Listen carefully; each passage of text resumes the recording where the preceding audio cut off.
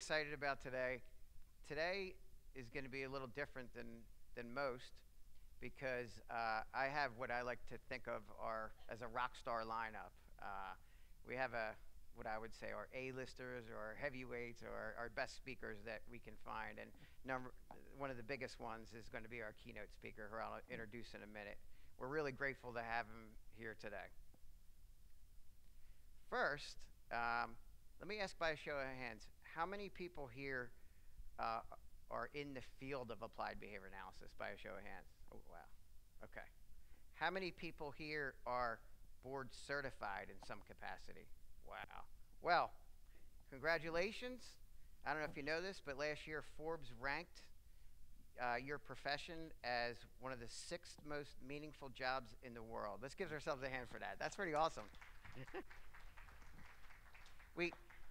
As you can remember, at least I can remember, and I'm sure Dr. Daniels too, years ago, the field of applied behavior analysis wasn't really looked upon as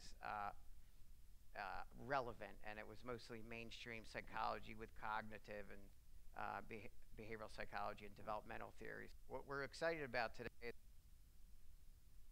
the field of applied behavior analysis has moved to being recognized by the world, and that's pretty incredible. As a matter of fact, the U.S. Surgeon General has identified, of course, for the population of autism, that they've endorsed it, as well as the National Institute of Health, NIH. So it's being seen worldwide and by the government as one of the most effective procedures to change behavior. In fact, it's just, maybe it's my personal belief, and some of my colleagues have shared the same.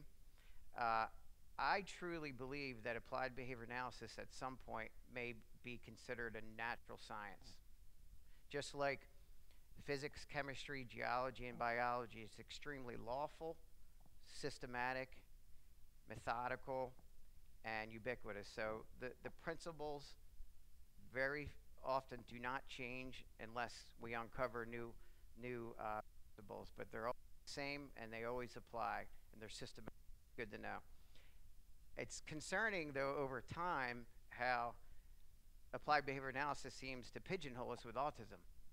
So today we're actually going to talk nothing about autism, although I have nothing against it. I have a stepson on the autism spectrum. I'm really happy to see that today's conference is to discuss leadership and performance management and how to produce peak performance.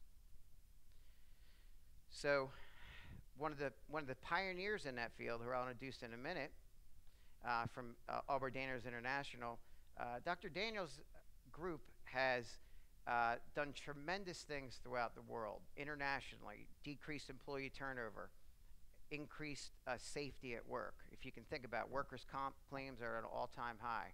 People are getting injured, and ABA is being used to make it a safer work environment.